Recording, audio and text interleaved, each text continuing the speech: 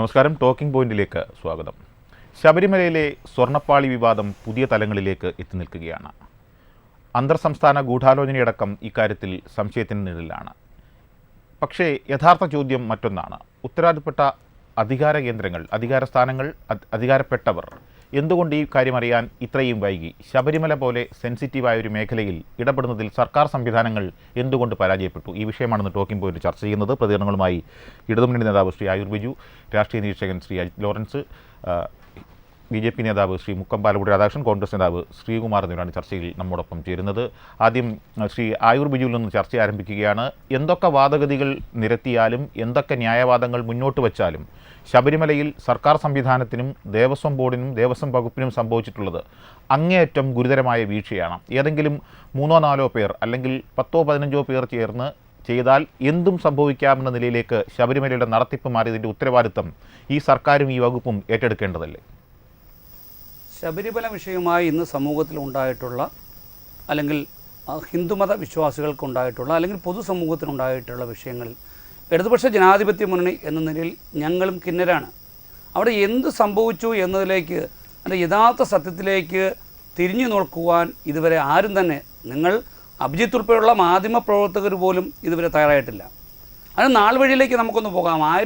എൻ്റെ ഓർമ്മ ശരിയാണെങ്കിൽ 1998 കാലഘട്ടത്തിലാണ് വിജയ് മല്യ ശബരിമലയിലെ ദ്വാരപാലക ശിലകളും മറ്റും സ്വർണം പൊതിയാനായിട്ട് സ്വർണം കൊടുക്കുന്നത്. അത് കഴിഞ്ഞിട്ട് വീണ്ടും അത് 2019 ആകുമ്പോൾ ഇത് ചെമ്പാണ് എന്ന് പറയപ്പെടുന്നു. അപ്പോൾ നോക്കൂ, എൻ്റെ ഞാനൊരു നിരീക്ഷണം നടത്തിയാൽ ഈ 1996-98 കാലഘട്ടം ഇടതുപക്ഷ ജനാധിപത്യ മുന്നണിയുടെ EK നായനാർ കേരളത്തിൽ മുഖ്യമന്ത്രിയായിരുന്ന കാലഘട്ടമാണ്.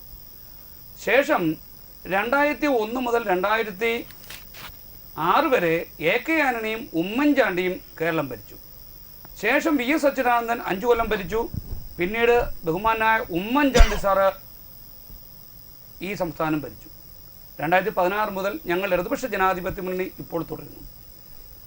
ഇതിൻ്റെ ഇടയിൽ എവിടെയാണ് ഈ സ്വർണം നഷ്ടപ്പെട്ടതെന്നും ഏത് സമയത്താണ് ഇത് ഇല്ലാതായതെന്നും ഈ സ്വർണ്ണപ്പാളി എന്ന് പറയുന്നത് ചെമ്പുപാളിയായി തീർന്നു എന്ന് പറയുന്ന കാലഘട്ടം ഏതാണെന്നും കണ്ടുപിടിക്കേണ്ടത് അനിവാര്യതയാണ്. അന്വേഷണ ഉദ്യോഗസ്ഥന്മാരുടെ കഴിവ് അതിനുവേണ്ടി ഉപയോഗിക്കട്ടെ എന്ന് ഞങ്ങൾ പറയുകയാണ്. ഞാൻ ചോദിക്കട്ടെ, നമ്മളിപ്പോൾ ഈ ഇരിക്കുന്ന 2025 കാലഘട്ടത്തിൽ ഈ വിഷയം ചർച്ച ചെയ്യുമ്പോൾ ഇതിനിടയ്ക്ക് വന്ന ഇടതുപക്ഷ ജനാധിപത്യ മുന്നണി ഗവൺമെൻറ് കൂടാതെ ഐക്യ ജനാധിപത്യ മുന്നണിയുടെ 2 ഗവൺമെൻറ്റുകൾ ഉണ്ടായിട്ടുണ്ട്. ആ 2 ഗവൺമെൻറ്റിൻ്റെ കാലഘട്ടം കഴിഞ്ഞാണ് 2019 നമ്മൾ വീണ്ടും വരുന്നത്. ഓക്കെ, ശ്രീ ആയൂർ ബിജു, ഈ 2019 പ്രധാനപ്പെട്ട വിവാദം ഇതാണ്. നോക്കൂ, മുരാരി ബാബുവിൻ്റെ അറസ്റ്റോടുകൂടി ഈ വിഷയത്തിൽ പുറത്തേക്ക് വരുന്നത് വമ്പൻ സ്രാവുകളുടെ പേരാണ് എന്ന ആശങ്കയുണ്ട്. ഹൈക്കോടതി വളരെ കാർക്കശ്യത്തോടെ ഈ കാര്യത്തിൽ ഇടപെട്ടതോടുകൂടിയാണ് ഈ നിയമ നടപടികൾ കൂടുതൽ വേഗത്തിലാക്കാനും കൂടുതൽ കർക്കശമാക്കാനും സർക്കാർ തന്നെ നിർബന്ധിതരായത്. അതിനുമപ്പുറത്തേക്ക് ഈ സർക്കാർ സംവിധാനങ്ങളുടെ ഉത്തരവാദിത്തത്തെക്കുറിച്ചാണ് താങ്കൾ ഉത്തരം പറയേണ്ടത്, അല്ലെങ്കിൽ താങ്കളുടെ മുന്നണി സംവിധാനം ഉത്തരം പറയേണ്ടത്. നോക്കൂ, ഒരു വലിയ വ്യവസായി വരുന്നു, അല്ലെങ്കിൽ അയാളോടൊപ്പം നിൽക്കുന്ന ഒരു വിവാദസ്വാമി വരുന്നു, അവരെ ചുറ്റിപ്പറ്റി ഒരു പോറ്റി വരുന്നു, ആ പോറ്റിയുടെ കയ്യിൽ എല്ലാം ഏൽപ്പിക്കുന്നു. ഇത് സ്വർണ്ണമാണോ ചെമ്പാണോ എന്ന് തിരിച്ചറിയാൻ തക്ക രേഖകളില്ലാതാകുന്നു. ഇത് നാടായ നാടൊക്കെ കൊണ്ടുപോയി പ്രദർശിപ്പിക്കുന്നു, അതിൻ്റെ പേരിൽ പണം ഉണ്ടാക്കുന്നു. അതും ലക്ഷങ്ങൾ മാത്രമല്ല, കോടികളുടെ കണക്കുകളാണ് പുറത്തു വരുന്നത്. ഇതെല്ലാം നടന്നിട്ടും ഈ നാട്ടിലെ ഇന്റലിജൻസ് സംവിധാനം എവിടെയായിരുന്നു?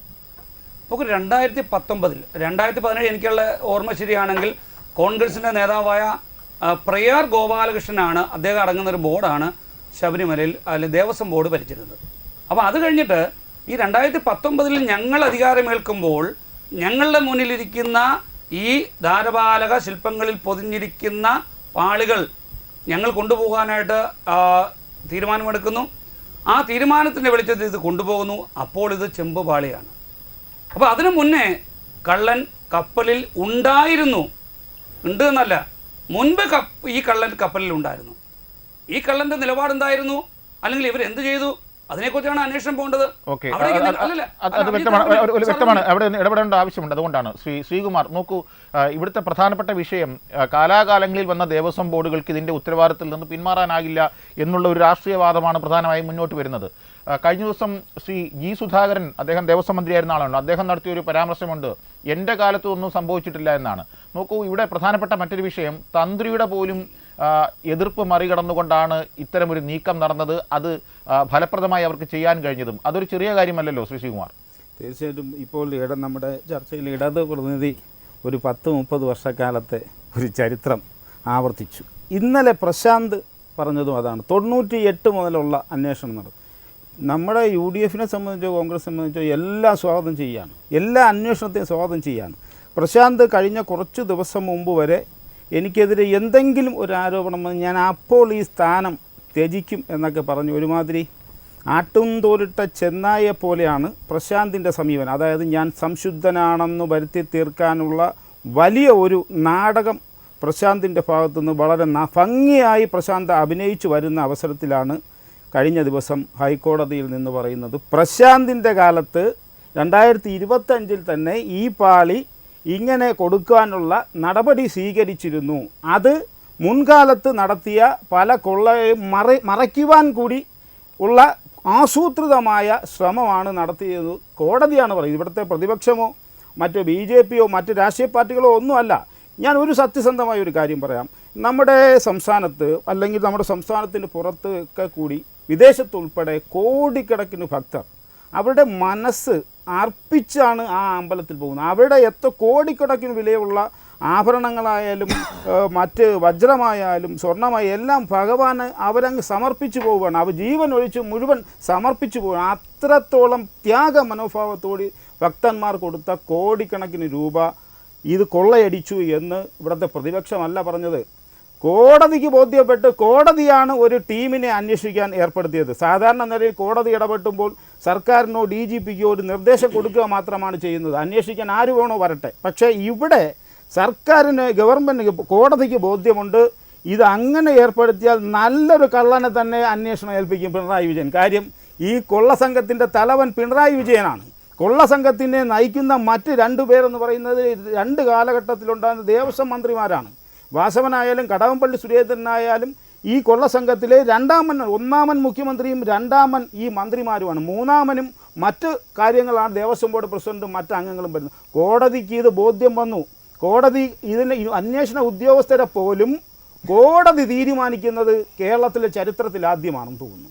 അപ്പോൾ ഇത്തരത്തിൽ ഒരു കള്ളനെ ഏൽപ്പിച്ചാൽ ഈ ഗവൺമെൻറ്റിനെ UDF-ൻ്റെ ഒരു ടാഗ് ലൈൻ ഉണ്ടായിരുന്നു, കേരളം ഭരിക്കുന്നത് കൊള്ളസംഘമാണെന്ന് പറയും. സർക്കാരല്ലത് കൊള്ളക്കാരെന്ന് UDF വളരെ ദീർഘവീക്ഷണത്തോടെ 5 വർഷം മുമ്പ് പറഞ്ഞതാണ്. ഇപ്പോൾ നമുക്ക് ബോധ്യമാവുന്നു, ഇവിടുത്തെ പൊതുസമൂഹത്തിന് ബോധ്യമാവുന്നു ഇത് സർക്കാരല്ല, ഇത് കൊള്ളക്കാരാണെന്ന്. അത് ബഹുമാനപ്പെട്ട കോടതി കൂടി ബോധ്യപ്പെട്ടത് കൊണ്ട് കോടതി നേരിട്ട് അന്വേഷണ ഉദ്യോഗസ്ഥൻ ആരായിരിക്കണമെന്നും ആ അന്വേഷണം നടത്തിയ റിപ്പോർട്ട് മറ്റാർക്കും കൊടുക്കേണ്ട, ബഹുമാനപ്പെട്ട കോടതിക്ക് നേരിട്ട് തരണമെന്നും നിങ്ങൾക്ക് എന്തു പറയാനുണ്ടെങ്കിലും അത് കോടതിയിൽ മാത്രം ബോധിപ്പിച്ചാൽ മതി എന്നും പറയുന്ന ഒരു സാഹചര്യം കേരളത്തിൽ മുമ്പുണ്ടായിട്ടില്ല.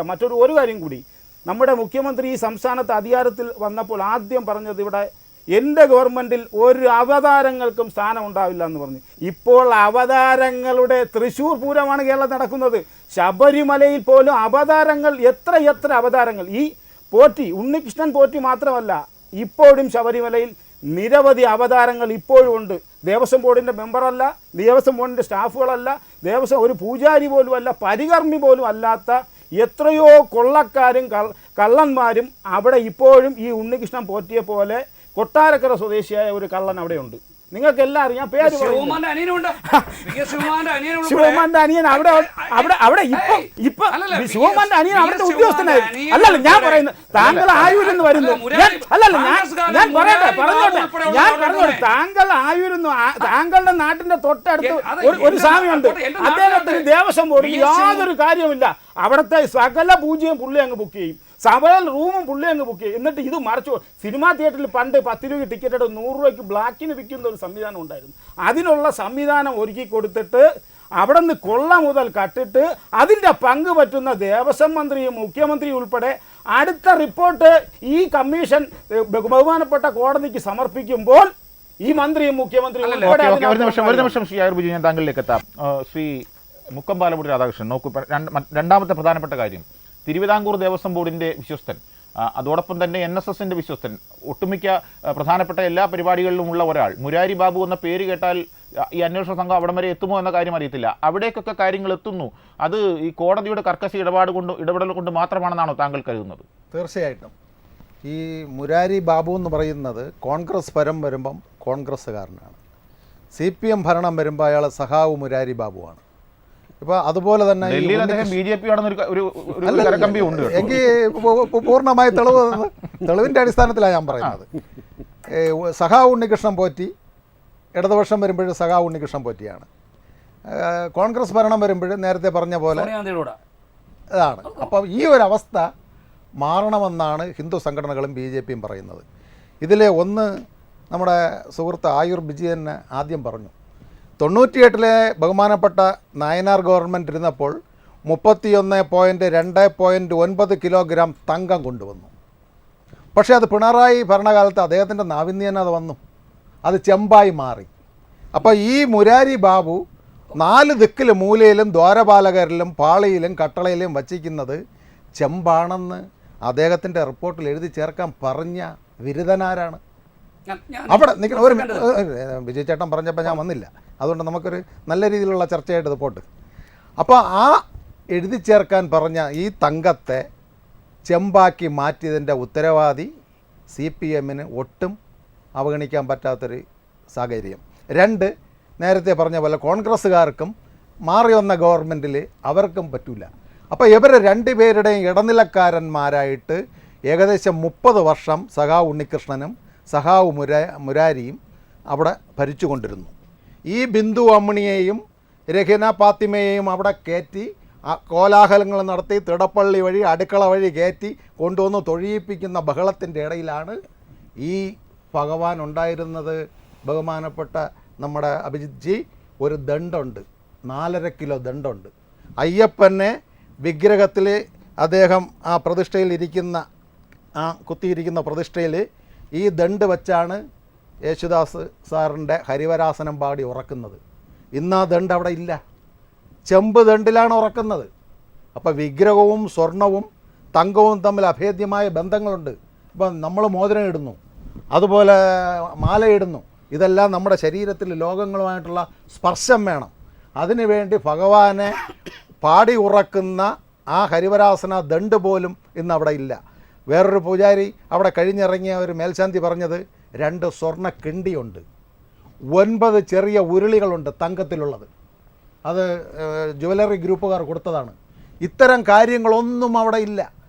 അതുകൊണ്ടാണ് ഈ മുരാരി ബാബു പറയുന്ന തെക്കേ മൂലയിൽ ചെമ്പാണ്, വാതിൽ സ്വർണ്ണമല്ല ചെമ്പാണ്, അത് കയറുന്ന തിടപ്പള്ളിക്കകത്ത് പോകുന്ന വാതിൽ 2 മുക്കിലും വച്ചിരിക്കുന്ന തൂണുകൾ ഇതെല്ലാം ചെമ്പാണെന്ന് അതേ മുരാരി ബാബുവിൻ്റെ റിപ്പോർട്ടിൽ ബഹുമാനപ്പെട്ട ഹൈക്കോടതി ചോദിച്ചിരിക്കുന്നു. അപ്പം പിന്നെ 31.2 സ്വർണം എവിടെ? ഓക്കെ, അതാണ് പ്രധാനപ്പെട്ട കാര്യം. ശ്രീ അജിത് ലോറൻസ്, നോക്കൂ, ഈ വിജയ് മല്യ ഗ്രൂപ്പ് ചെമ്പ് കൊണ്ട് കൊടുത്തിട്ട് സ്വർണം ലേപനം ചെയ്തു അല്ലെങ്കിൽ സ്വർണം പൂശി എന്ന് പറയുന്നൊരു ഗ്രൂപ്പ് ആയിരുന്നില്ല അക്കാലത്ത്. പിന്നീട് അദ്ദേഹത്തിന് സാമ്പത്തികമായി തിരിച്ചടിയൊക്കെ ഉണ്ടായിരുന്നെങ്കിലും രാജ്യം വിട്ടു പോയെങ്കിലും ഒക്കെ. പക്ഷേ ഇവിടുത്തെ മറ്റൊരു പ്രധാനപ്പെട്ട കാര്യം, ഇതൊരു മഹസർ തയ്യാറാക്കുമ്പോൾ ഇത് ചെമ്പാണ് എന്ന് പറയുന്നിടത്തല്ലേ ഇതിൻ്റെ യഥാർത്ഥ ഗൂഢാലോചന തുടങ്ങുന്നത്? തീർച്ചയായിട്ടും അഭിജിത്ത്, ഇതിനകത്ത് നമ്മൾ മനസ്സിലാക്കേണ്ടത് ഈ വിജയ് മല്യ കൊടുത്ത 36 കിലോ സ്വർണം പൂശാനല്ല, അത് ശാസ്ത്രീയമായ രീതിയിലുള്ള പൂശലല്ല, അത് പാളി തന്നെയാണ്, അതൊരു കവചം ഉണ്ടാക്കി വയ്ക്കുകയാണ്. അപ്പോൾ അത് അത്രയ്ക്ക് വേണ്ടി തികയണം എന്നുള്ളത് കൊണ്ടാണ് 36 കിലോ സ്വർണം കൊടുത്തത്. അതിനകത്ത് ചെമ്പിൻ്റെ അംശം വരുന്നില്ല, അത് തനി തങ്കമായിരുന്നു. അപ്പോൾ അങ്ങനെയുള്ള പാളിയുടെ കഥയാണ് യഥാർത്ഥത്തിലുള്ള നാൾ വഴി നമ്മൾ പരിശോധിക്കുമ്പോൾ കാണേണ്ടത്. അവിടെയാണ് ഇത്രയും കിലോ 36 കിലോ സ്വർണ്ണമാണ് നഷ്ടപ്പെട്ടിരിക്കുന്നത്. ഇതിനകത്ത് മറ്റൊരു സംഭവം എന്ന് പറയുന്നത്, ഇത് ആരുടെയും ഏതെങ്കിലും രാഷ്ട്രീയ പാർട്ടികളുടെ വെഞ്ചൻസ് നടത്തുന്ന ഒരു ഏരിയ അല്ല ശബരിമല എന്ന് പറയുന്നത്. എല്ലാ വിധത്തിലുള്ള കേരളത്തെ സംബന്ധിച്ച് അല്ലെങ്കിൽ സൗത്ത് ഇന്ത്യയെ സംബന്ധിച്ച് ഏറ്റവും കൂടുതൽ പിൽഗ്രിംസ് വരുന്ന ഒരു സെൻറ്ററാണ്. അത് മാത്രമല്ല, ഇതിനകത്തൊരു സെക്കുലർ സ്വഭാവം കൂടെ അവിടെയുണ്ട്. നമുക്കറിയാം, നമ്മുടെ പോൾ സക്കറിയ, എഴുത്തുകാരൻ പോൾ സക്കറിയ എല്ലാ വർഷവും പോയി വരുന്നത് നമ്മളെല്ലാം റിപ്പോർട്ട് ചെയ്യുന്നതാണ്. അപ്പോൾ അത്തരത്തിലൊരു സെക്കുലറായിട്ടുള്ള ഒരു സ്ഥലത്ത് ഇത്തരം ഒരു കൊള്ള നടക്കുക എന്ന് പറഞ്ഞാൽ അത് നിസ്സാരമായതല്ല. ഇത് ക്രിമിനൽ കോൺസ്പിറസി ഉണ്ടായിരുന്നു എന്നുള്ളതാണ് ഇപ്പോൾ കോടതി കണ്ടെത്തുന്നത്. ഇത് നടന്നിരിക്കുന്നത് അഭിജിത്ത് മറ്റാരെങ്കിലും അത് പറഞ്ഞു എന്ന് എനിക്കറിയില്ല. 2018 നമുക്കിവിടെ ഭീകര പ്രളയം ഉണ്ടായിരുന്നില്ലേ? 18ലും 19ലും അങ്ങോട്ടൊന്നും കയറാൻ പറ്റില്ല. ഇപ്പോൾ ആയുർവേദിനൊക്കെ അറിയാം. ആ ഭാഗത്ത് കംപ്ലീറ്റ് തോടും റോഡും എല്ലാം ഒലിച്ചു പോയ സമയത്താണ് ഈ മോഷണം നടന്നിരിക്കുന്നത്. അപ്പോൾ ഇത് എത്ര ക്രിമിനൽ ബുദ്ധിയോടുകൂടി ആസൂത്രണം ചെയ്തു എന്ന് നോക്കൂ. അവർ ആസൂത്രണം ചെയ്തതിനകത്ത് ഈ പ്രളയം വരുമെന്നല്ല, പക്ഷേ നേരത്തെ തന്നെ ആസൂത്രണം ചെയ്തിരുന്നതുകൊണ്ട് പ്രളയം വന്ന സാഹചര്യത്തിൽ ഒരു മനുഷ്യരവിടെ പോകാത്ത സമയത്താണ് ഇതെല്ലാം ഈ സ്വർണ്ണപ്പാളികളെല്ലാം എടുത്ത് മാറ്റുകയും പിന്നെ ശാസ്ത്രീയമായ രീതിയിൽ അതിനെ ചെമ്പിനെ സ്വർണ്ണമാക്കുന്നത്. ചെമ്പ് തെളിയുക എന്ന് നമ്മൾ മലയാളത്തിലുള്ളൊരു ഇടിയമുണ്ട്, സത്യം പുറത്തു വരിക. അതാണിപ്പോൾ തെളിഞ്ഞത്. കാരണം നമ്മളീ പറഞ്ഞ ദൈവങ്ങൾക്ക് കൽപ്പിച്ച് നൽകിയിരിക്കുന്ന ഓരോ ഡേറ്റിക്കും അതിൻ്റെ പവറുണ്ട്. ആ പവറിന് മങ്ങലേൽക്കുന്നു എന്നുള്ളതാണ്. അതുകൊണ്ടാണ് ഇത് കൂടെ കൊണ്ടുപോയി മുക്കുന്നത്. കാരണം ഇവർക്കറിയാം അതിൻ്റെ യഥാർത്ഥ സ്വർണം കൊണ്ടുപോയി കഴിഞ്ഞു, സ്വർണം എടുത്തു കഴിഞ്ഞു. അതുകൊണ്ടാണ് അങ്ങനെ ഒരു സംഭവം വന്നത്. പിന്നെ ഇതിപ്പോൾ ഹൈക്കോടതി ഇടപെട്ടത് കൊണ്ട് മാത്രം ആണ് ഈ ചെമ്പ് തെളിയുന്നത്, ഈ സത്യം ഇത്രയും പുറത്തു വരുന്നത്. ഹൈക്കോടതി വിജിലൻസ് ഒരു ഡിപ്പാർട്ട്മെൻറ്റ് ആയിട്ട് വിജിലൻസ് ഉണ്ട്. കേരള പോലീസിൻ്റെ ഒരു വിജിലൻസ് IPS ഉദ്യോഗസ്ഥൻ അവിടെ ഉണ്ട്. അത് പക്ഷേ കേരള പോലീസിൽ നിന്ന് ഡെപ്യൂട്ടേഷനിൽ പോകുന്നതാണ്. അപ്പോൾ അദ്ദേഹത്തിന് യഥാർത്ഥത്തിൽ DGPക്കും ഭരിക്കുന്ന ആഭ്യന്തരമന്ത്രിക്കും ഇൻ്റലിജൻസ് സംവിധാനങ്ങൾക്കും എല്ലാം തന്നെ റിപ്പോർട്ട് കൊടുക്കണം അവിടെ നടക്കുന്ന എല്ലാം. അതൊന്നും ഇതുവരെ നടന്നിട്ടില്ല. കോടതിയെ ചൊടിപ്പിച്ചതും കോടതി ഇത്തരം സീരിയസ് ആയിട്ട് കോടതിയുടെ നിലയ്ക്ക് ഇതിനെ ഇൻവെസ്റ്റിഗേറ്റ് ചെയ്യണമെന്നും H. നാഗരാജു തോന്നുന്നു IPS സീനിയർ IPS ഉദ്യോഗസ്ഥനാണ്, ADGP റാങ്കാണെന്ന് തോന്നുന്നു, അദ്ദേഹത്തെ ഏൽപ്പിച്ചിരിക്കുന്നത്. കോടതി തന്നെ ചെയ്തിരിക്കുകയാണ്. കാരണം ഈ പറഞ്ഞിട്ട് DGPക്ക് ഉൾപ്പെടെ എക്സ്പ്ലനേഷൻ ചോദിച്ചിരിക്കുകയാണ്. DGPയോട് ഉൾപ്പെടെ എക്സ്പ്ലനേഷൻ ചോദിച്ചിരിക്കുകയാണ്. കാരണം അവിടെ നടക്കാൻ പാടില്ലാത്തതൊക്കെ ദീർഘകാലമായിട്ട് നടന്നുവെന്ന് ആയുർബിജു പറയുന്ന പോലെ ഒന്നും പറയുന്നില്ല. കാരണം നമുക്ക് G. സുധാകരൻ്റെ വാക്കുകളിൽ നിന്ന് തന്നെ എടുക്കാം. അദ്ദേഹത്തിൻ്റെ കാലത്ത് അങ്ങനെ ഒരു സംഭവം നടന്നിട്ടില്ല. അതിനെല്ലാം ഉത്തരവാദികൾ ആരാണ്? പക്ഷേ ശ്രീ അജിത് ലോറൻസ്, ശബരിമലയിൽ കാലാകാലങ്ങളിൽ ഇത്തരം ചില കാര്യങ്ങൾ നടക്കുന്നുണ്ട്. അവിടെ ഈ അയ്യപ്പൻ്റെ സ്വത്ത് എന്ന് പറയുന്നത് പലപ്പോഴും അത് കൈകാര്യം ചെയ്യുന്ന ഉദ്യോഗസ്ഥന്മാരുടെ ഒരു രീതിക്കനുസരിച്ചാണ് കൈകാര്യം ചെയ്യുന്നതും അതിൻ്റെ ക്രയവിക്രയങ്ങൾ നടന്നതും. നമുക്കറിയാമല്ലോ, കഴിഞ്ഞ കുറേ കാലങ്ങൾക്ക് മുമ്പ് ശബരിമലയിലെ ഈ ചെമ്പ് പാത്രങ്ങളടക്കമുള്ളവ കൈമാറ്റം ചെയ്ത വകയിലുണ്ടായ വിവാദങ്ങളൊക്കെ നമുക്കറിയാം. അത് പലപ്പോഴും കോടതിയിലെത്തുകയും പിന്നീട് അത് തേഞ്ഞു മാഞ്ഞു പോവുകയുമാണ് പതിവ്. ശ്രീ ആയുർബിജു, താങ്കൾ നേരത്തെ ഉന്നയിച്ച വാദഗതികൾക്കപ്പുറത്തേക്കുള്ളൊരു പ്രധാനപ്പെട്ട കാര്യം ഈ ബോർഡിൻ്റെ ഉത്തരവുകളിലും മറ്റും തെറ്റിദ്ധാരണ വരുത്തുന്ന തരത്തിലേക്കാണ് ഈ ഇടപെടലുകൾ ഉണ്ടായിട്ടുള്ളത്. അതുതന്നെ ഇതൊരു ക്രിമിനൽ ഗൂഢാലോചനയാണ് എന്നതിൻ്റെ തെളിവല്ലേ? അല്ല, ഏത് ക്രിമിനൽ ഗൂഢാലോചനയായാലും ഞങ്ങൾ ഇടതുപക്ഷ ജനാധിപത്യ മുന്നണിയെ സംബന്ധിച്ച് ഇവിടെ പ്രിയപ്പെട്ട കോൺഗ്രസിൻ്റെയും BJPയുടെ ഒക്കെ നേതാക്കന്മാർ ഞങ്ങളുടെ മന്ത്രി എൻ്റെ അംശം പറ്റിയെന്നൊക്കെ പറഞ്ഞു. അതൊക്കെ ഇന്ന് ഞങ്ങളൊരു കോടതിയിൽ പോയാൽ തെളിവില്ലാതെ അനാവശ്യമായ ആരോപണം ഉന്നയിച്ചാൽ നഷ്ടപരിഹാരം കൊടുക്കേണ്ട കാര്യങ്ങളാണ്. ശ്രീകുമാറൊക്കെ ഓർമ്മിച്ചോണം. അല്ലല്ല, അതെ, ഒരു തെളിവുമില്ലാതെ ഞങ്ങളുടെ മന്ത്രിമാര് അതിന്റെ അംശം പറ്റി, അതിന്റെ വീതം പറ്റി എന്ന് പറയുന്ന താങ്കളുടെ വാക്കുകൾ ഈ ACVയിൽ റെക്കോർഡ് ചെയ്യപ്പെടുന്നു. നാളെ ഞങ്ങൾ ഇടതുപക്ഷ ജനാധിപത്യ മുന്നണി താങ്കൾക്കെതിരെ ഒരു ഡിഫോമേഷൻ കേസ് കൊടുത്താൽ താങ്കൾ അത് പ്രതിയാകും. താങ്കൾ അതുകൊണ്ട് വാക്കുകൾ പൊതുപ്രവർത്തകനല്ലേ, ഉത്തരവാദിത്തോടായിരിക്കും പറഞ്ഞത്. തെളിവുകൾ ഞാൻ അദ്ദേഹത്തെ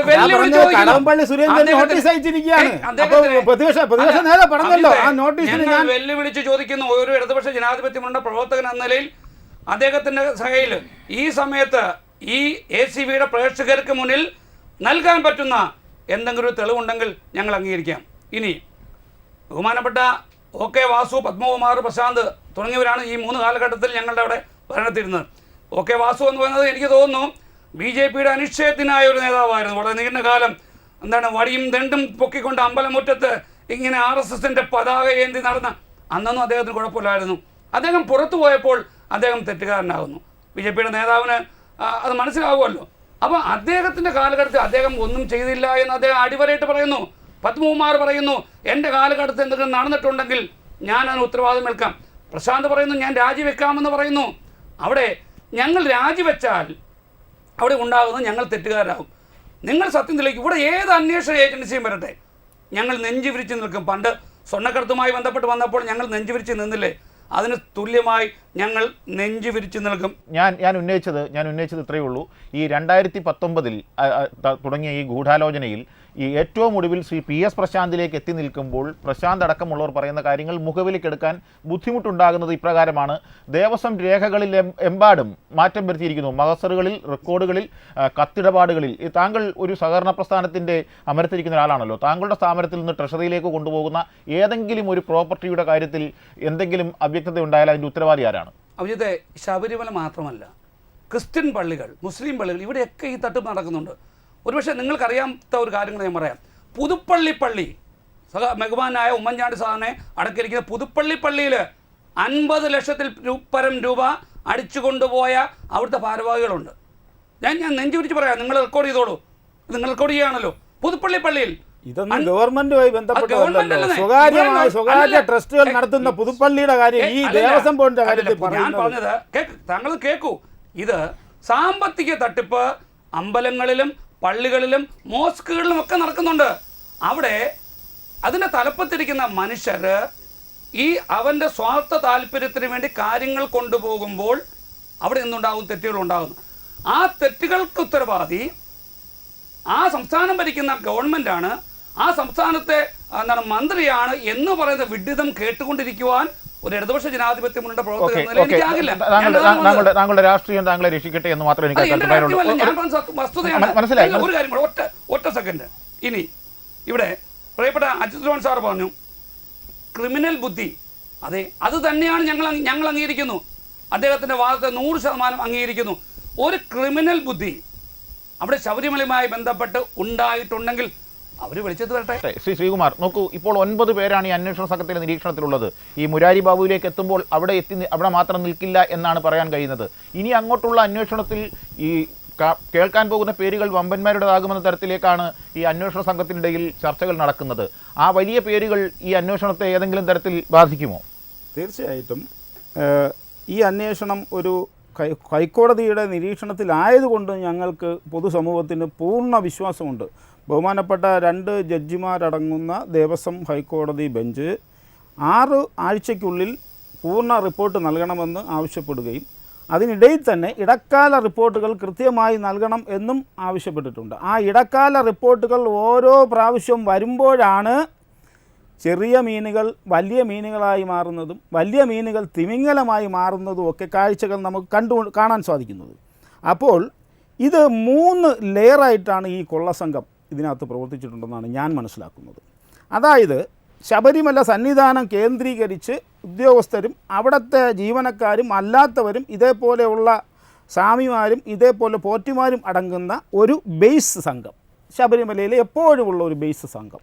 അത് കഴിഞ്ഞ് ഒരു ഷാഡോ ആയിട്ട് തൊട്ടു മുകളിൽ നമ്മുടെ ഭരണത്തെ നിയന്ത്രിക്കുന്ന നേരത്തെ പറഞ്ഞ ദേവസ്വം ബോർഡിൻ്റെ അംഗങ്ങളും മന്ത്രിതലത്തിലും രാഷ്ട്രീയ നേതൃതലത്തിലുമുള്ള ഒരു സംഘം അതിൻ്റെ മധ്യവർത്തിയായിട്ട് പ്രവർത്തിക്കുന്നു. ഇതിനപ്പുറം ഉന്നതമായ ഒരു സംഘം കൂടിയുണ്ട്. അത് സംസ്ഥാനം ഭരിക്കുന്ന ആൾക്കാരും അന്യ സംസ്ഥാനങ്ങളുടെ വൻകിട സമ്പന്നന്മാരായ ബിസിനസ് ലോബികളും ഉൾപ്പെടെയുള്ള ഒരു സംഘമുണ്ട്. അങ്ങനെ 3 ലെയർ. ഇപ്പോൾ ആദ്യത്തെ ലെയറിലേക്ക് കോടതി അത് എത്തിയിട്ടുള്ളൂ. കോടതിക്ക് മനസ്സിലായി അടുത്ത ലെയറിലോട്ട് കോടതി ആദ്യ സൂചന കൊടുത്തു. നിലവിലെ ദേവസ്വം ബോർഡ് കമ്മിറ്റിക്കും അതിൽ പങ്കുണ്ടെന്ന് ഞങ്ങളല്ല പറയുന്നത്, കോടതിയാണ് 2 ദിവസം മുമ്പ് പറഞ്ഞത്.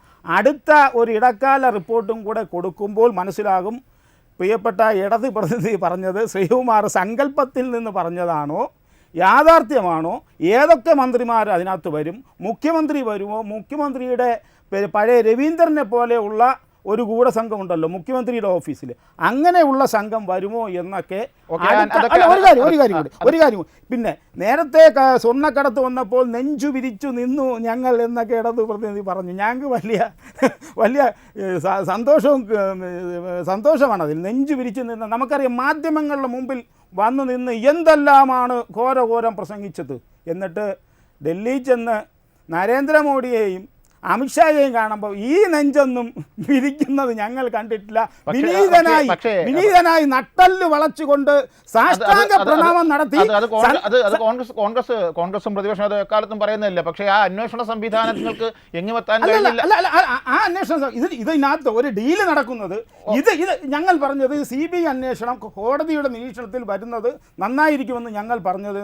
സ്വതന്ത്രമായി CBI അല്ലല്ല, ഒരു സെക്കൻഡ്, സ്വതന്ത്രമായി CBI അന്വേഷിച്ചാൽ തൃശ്ശൂർ ED അന്വേഷിച്ചതുപോലെ ഒരു പാർലമെന്റ് സീറ്റിൽ ആ കേസ് ഒതുങ്ങും. ഇപ്പോൾ തൃശ്ശൂർ ED ഉണ്ടോ?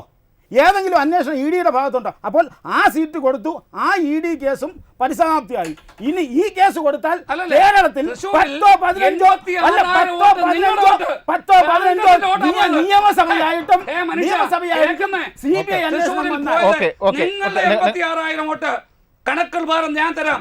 കോൺഗ്രസിന്റെ കയ്യിൽ നിന്നുണ്ടായിരുന്ന 86,000 വോട്ടാണ് സാർ തൃശ്ശൂരിൽ സുരേഷ് ഗോപിക്ക് പോയത്. ഞങ്ങളുടെ വോട്ടിനകത്ത് 10,000 വോട്ടിന്റെ വർധനവേ ഉണ്ടായിട്ടുള്ളൂ. ഇതൊക്കെ ന്യായം പറയാം, ഇതൊക്കെ ന്യായം. പക്ഷേ ED അന്വേഷിച്ച ഒരു കേസും പിന്നീട് അന്വേഷണമില്ല. ഒരു നിമിഷം ശ്രീ മുക്കം പാലമുടിയിലേക്ക് പോകേണ്ടത്. നമ്മൾ ഈ ചർച്ച ഒരുപാട് കാട് കയറി പോകുന്നതുകൊണ്ടാണ് ഞാൻ ഇടപെടുന്നത്.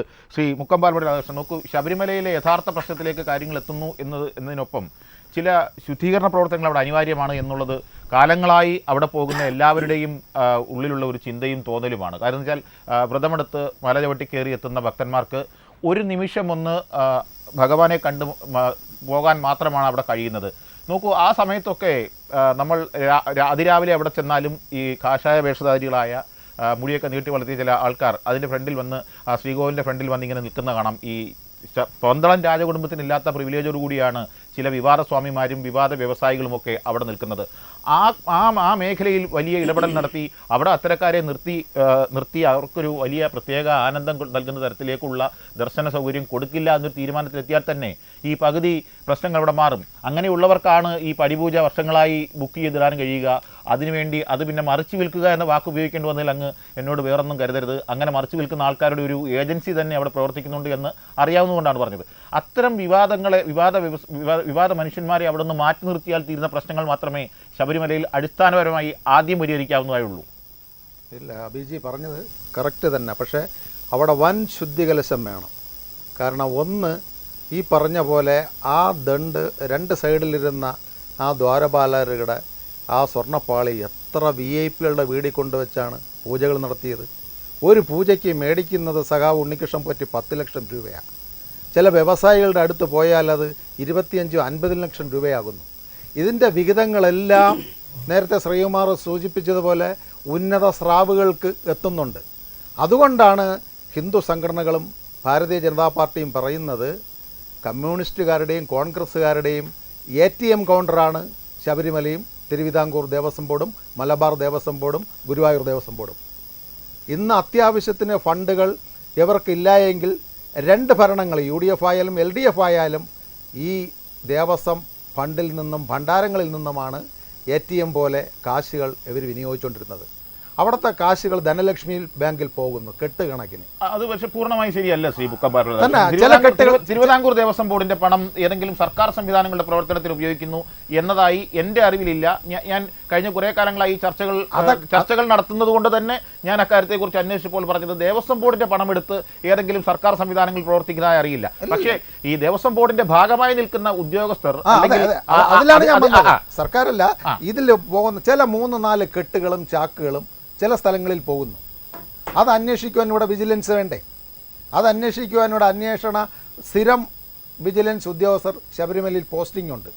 അവിടെ വരുന്ന ഇത്തരത്തിൽ താന്ത്രിക വിദ്യ അനുസരിച്ച് കണ്ഠരര് മഹേശ്വരയുടെ ഫാമിലിയിൽ നിന്നുള്ള ആൾക്കാർ പറയുന്ന രീതിയിൽ അവിടെ ദേവപ്രശ്നം വയ്ക്കണം, ഈ പാളി പൂജയ്ക്ക് വേണ്ടി റീഷബ്ലിംഗ് ചെയ്യുവാൻ വേണ്ടി ചെന്നൈയിൽ ആ സ്ഥാപനത്തിൽ കൊണ്ടുപോകണമോ? അപ്പോൾ മോഡറേറ്റർ ഒന്ന് ചിന്തിച്ച് നോക്കൂ. 39 ദിവസമായി ഈ സാധനം ചെന്നൈയിൽ പോയിട്ട് അതിനെക്കുറിച്ച് ആരുടെ ഈ തന്ത്രി കുടുംബത്തിൻ്റെയോ ദേവപ്രശ്നത്തിൽ കൂടിയോ ആവശ്യം വച്ചിട്ട് മാത്രമേ അത് ദ്വാരപാലകരെ അവിടെ നിന്നോ കട്ടളയിൽ നിന്നോ ഇളക്കാൻ പാടുള്ളൂ. ഒരു ക്ഷേത്രത്തിൻ്റെ റീഷബ്ർ വരുത്തുമ്പോൾ അത് അനുജ്ഞമായിക്കണം. ഭഗവാൻ റൂഡിൽ അനുജ്ഞ കലശം ചെയ്ത് അനുവാദം മേടിച്ചിട്ട് മാത്രമേ ആ ശ്രീകോവിലിൽ മരാമത്ത് പണികൾക്ക് അനുവാദമുള്ളൂ. ഇതൊന്നും ചെയ്യുവാൻ വിശ്വാസമില്ലാത്ത ഈ പാർട്ടിയുടെ ആൾക്കാർ ശബരിമല ഇതുപോലുള്ള ചില സ്വാമിമാരും നേരത്തെ പറഞ്ഞല്ലോ സന്തോഷ് സ്വാമിമാരും ഇങ്ങനെ കുറേ സ്വാമിമാർ ഒരു കാലഘട്ടത്തുണ്ടായിരുന്നു. അത് കഴിഞ്ഞിട്ട് ഈശ്വരവിശ്വാസമില്ലാത്ത ഈ വ്യക്തികൾ, ഉദാഹരണത്തിന് നമ്മുടെ ബഹുമാനപ്പെട്ട ഇന്ത്യയുടെ 1ാമത്തെ പൗര പ്രസിഡൻറ്റ് വന്നത് ഇത്തരം കാര്യങ്ങൾ അത് അന്വേഷണത്തിൽ വരും. ഇതിനൊരു നിയമനിർമ്മാണം വേണം.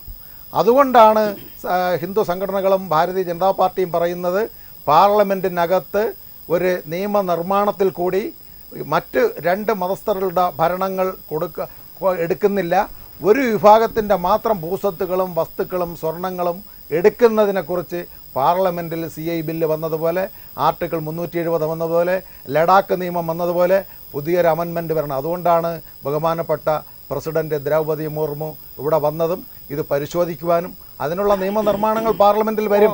ഓക്കെ അത് അതിൻ്റെ വഴിക്ക് നടക്കട്ടെ. അതെന്താണ് അക്കാര്യത്തിൽ ഭരണ സംവിധാനങ്ങളുടെയും ഭരണഘടന അനുശാസിക്കുന്ന തരത്തിൽ നടക്കട്ടെ എന്നാണ് അക്കാര്യത്തിൽ പറയാനുള്ളത്. ശ്രീ അജിത് ലോറൻസ് നോക്കൂ, വ്യക്തിപരമായി നമുക്കൊക്കെ അറിയാവുന്ന ആളാണ് ശ്രീ PS പ്രശാന്ത്. അദ്ദേഹം ഏറെക്കാലമായി കോൺഗ്രസിൻ്റെ നേതാവും കോൺഗ്രസിൻ്റെ നിയമസഭാ സ്ഥാനാർത്ഥിയുമൊക്കെ ആയിരുന്നു. ശ്രീകുമാറിനൊക്കെ വിഷമം ഉണ്ടാവും അദ്ദേഹം വിട്ടുപോയതിൽ. ഇപ്പോൾ സന്തോഷമുണ്ടെന്നും തോന്നുന്നുണ്ട്. പക്ഷേ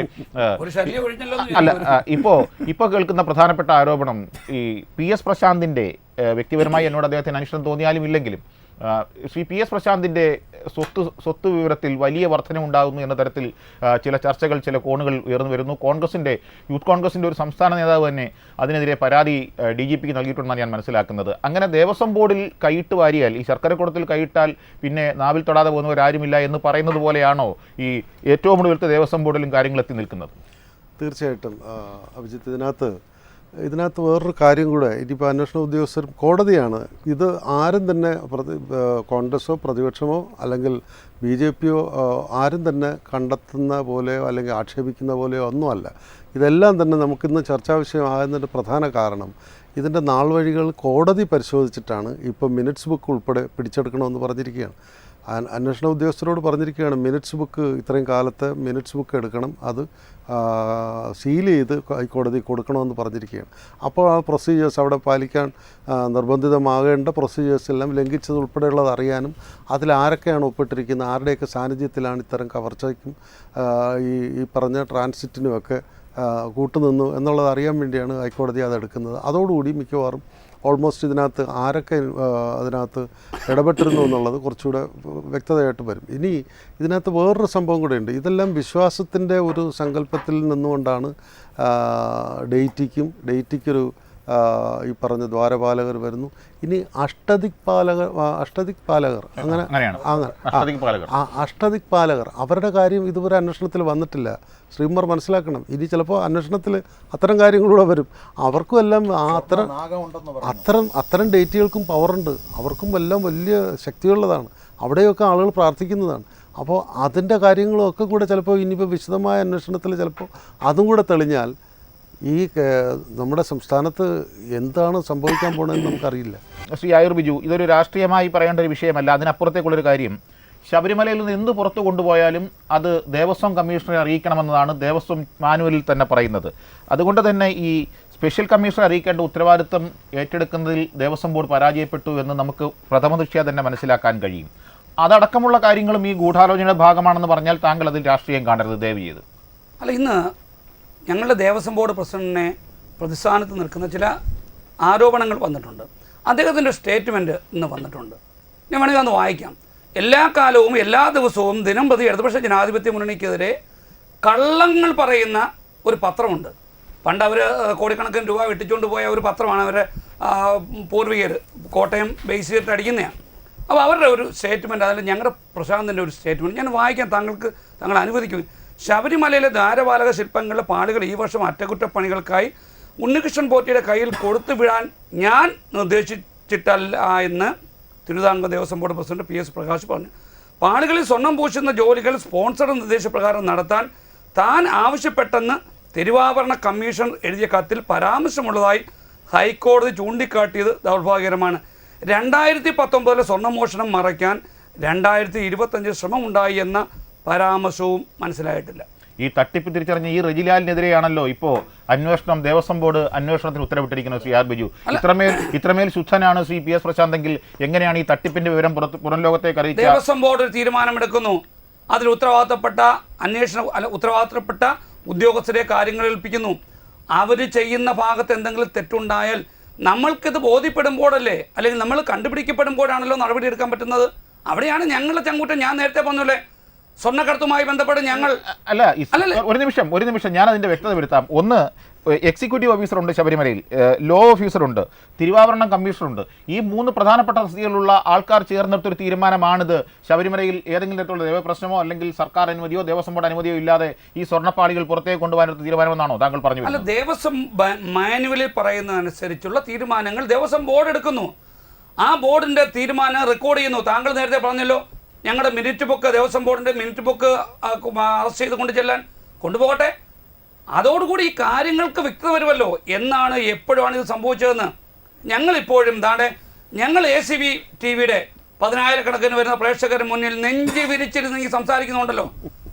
ഞങ്ങളുടെ ആത്മവിശ്വാസമാണ്. ഞങ്ങളുടെ നേതാക്കന്മാർ അതിലുണ്ടാകില്ല. ഈ പറയുന്ന ശ്രീകുമാറിനെയും രാധാകൃഷ്ണൻ ചേട്ടനെയും അജിത് ലോൺസാറിനെയും ഞാൻ വെല്ലുവിളിച്ച് ഈ ചർച്ചയിൽ പറയുകയാണ്. ഇതിൻ്റെ അവസാന വാക്കുകൾ വരുമ്പോൾ, അവസാന തീരുമാനം വരുമ്പോൾ, റിപ്പോർട്ടുകൾ വരുമ്പോൾ ഞങ്ങളുടെ രാഷ്ട്രീയ നേതൃത്വം അതിലുണ്ടാവില്ല.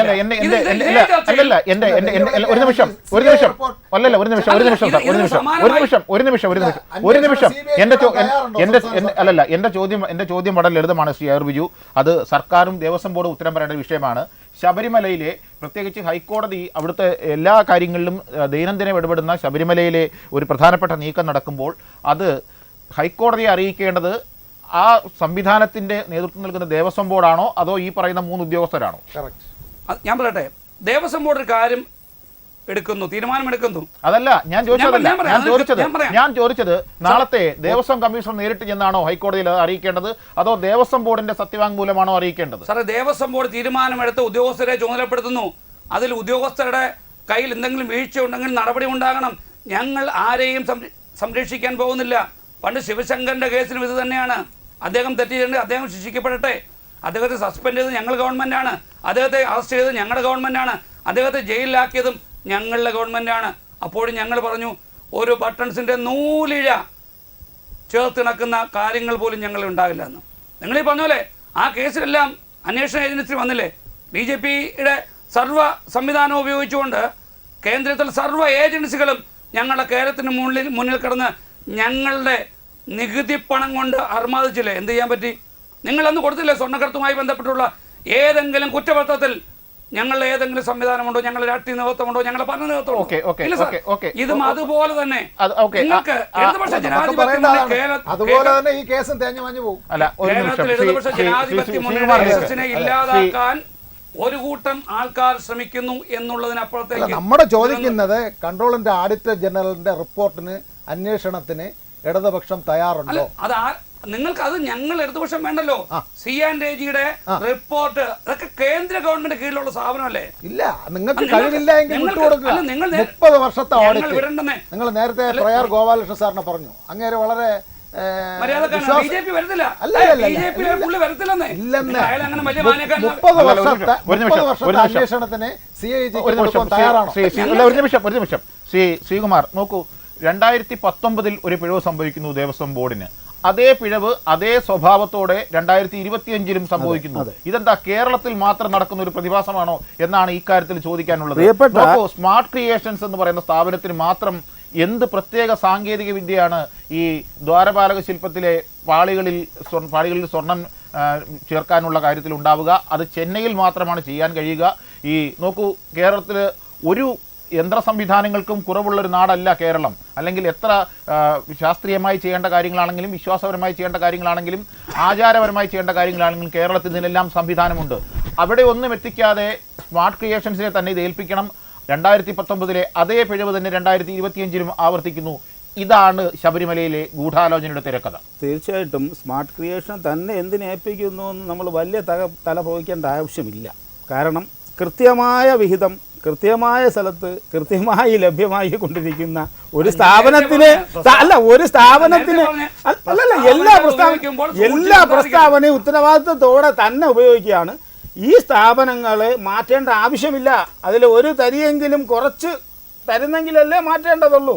കണക്ക് ചോദിക്കേണ്ടതില്ല. കൃത്യം തൂക്കം കൃത്യം അളവിൽ തന്നെ എത്തിക്കേണ്ട പങ്ക് എത്തിച്ചുകൊണ്ടിരിക്കുന്നത് കൊണ്ട് ഈ സ്ഥാപനം തന്നെ നേരത്തെ പറഞ്ഞ മൊഴിയിൽ നിന്ന് മാറിയിട്ടുണ്ടായിരുന്നു അടുത്ത കാലത്ത്. അതുകൊണ്ട് അതൊക്കെ വ്യക്തമായി മനസ്സിലായിക്കൊണ്ട് തന്നെയാണ് പറയുന്നത്. പിന്നെ എൻ്റെ ബഹുമാനപ്പെട്ട സുഹൃത്ത് ശ്രീ ആയൂർ ബിജു അദ്ദേഹം ഒരു കാര്യം പറഞ്ഞത്, ദേവസ്വം ബോർഡ് തന്നെയാണ് കമ്മിറ്റി തീരുമാനമെടുത്ത് ഉദ്യോഗസ്ഥരെ അറിയിക്കുകയാണ്, കോടതിയെ അറിയിക്കാൻ.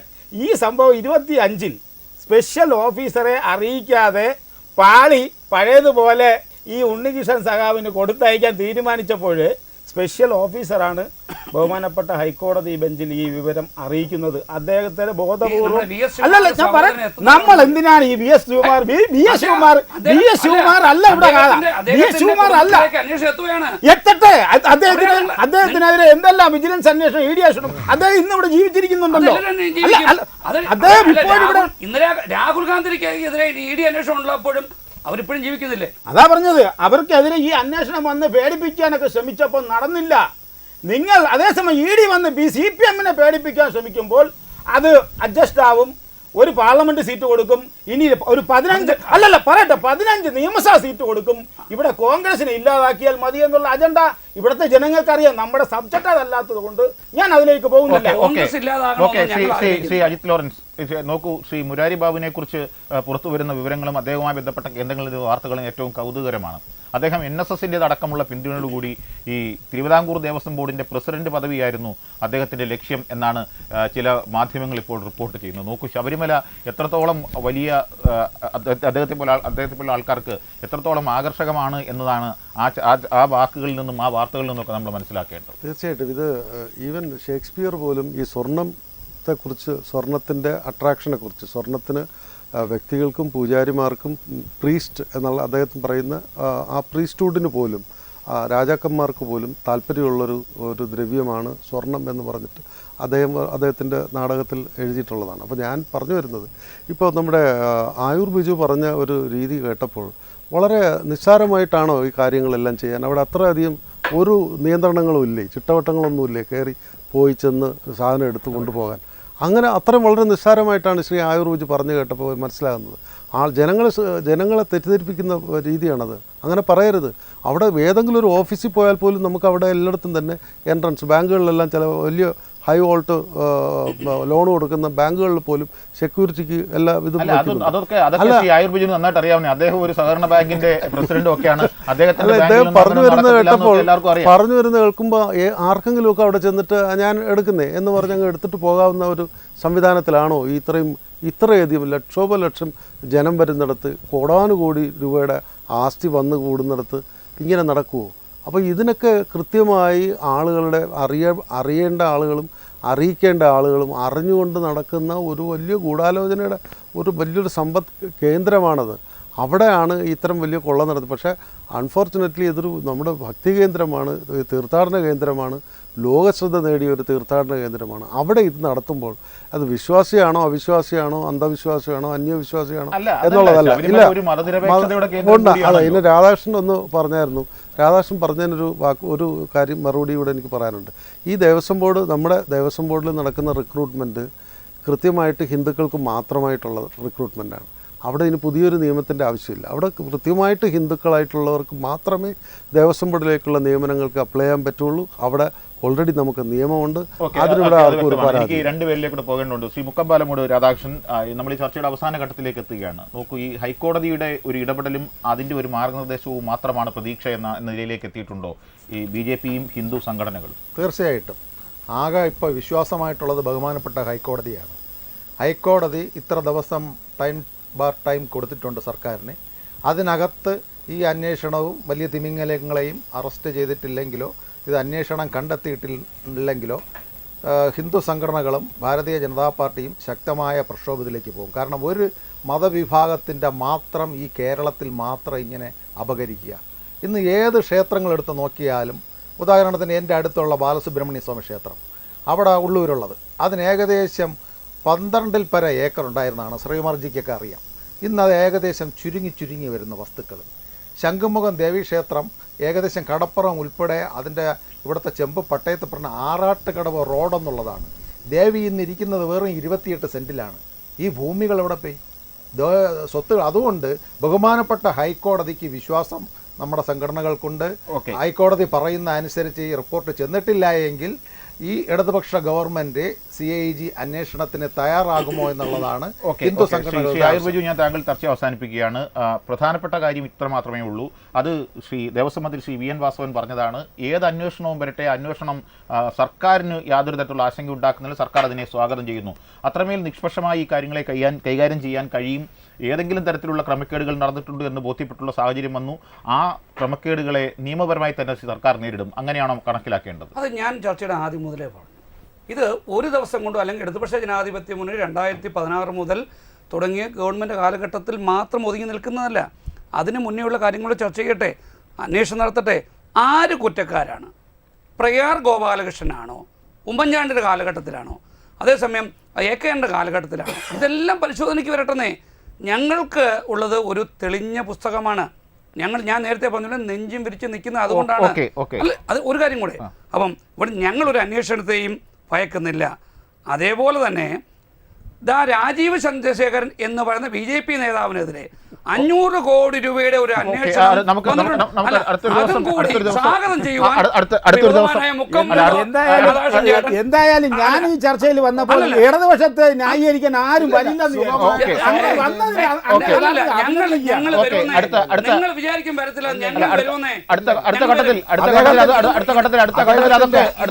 അദ്ദേഹത്തിന്റെ മൊത്തം ഇന്ത്യയുടെ ആസ്തി എന്ന് എത്രയെന്നറിയാമോ? ആയിക്കോട്ടെ, 50,000 കോടി രൂപയുടെ ആസ്തിയുള്ള ഒരാള് മറ്റൊരു ഘട്ടത്തിൽ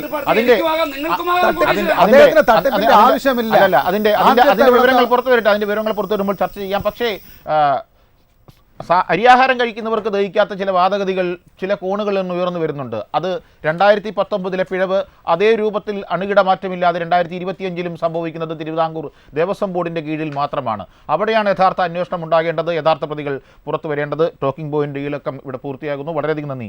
വളരെ സജീവമായി ചർച്ചയിൽ പങ്കെടുത്ത 4 അതിഥികൾക്കും.